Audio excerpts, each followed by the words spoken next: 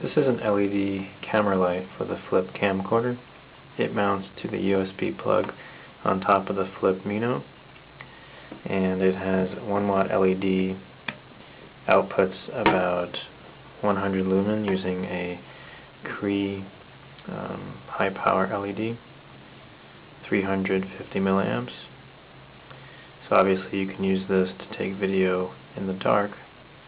But one thing that's interesting about this particular device is if you flip the switch down, you actually are able to charge your flip.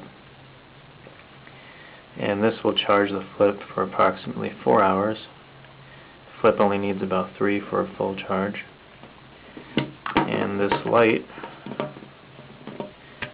will last approximately 1 hour, which is just enough time for the full capacity video available on the Flip Mino. Take a quick look inside. We'll see it uses only 2 AAA batteries.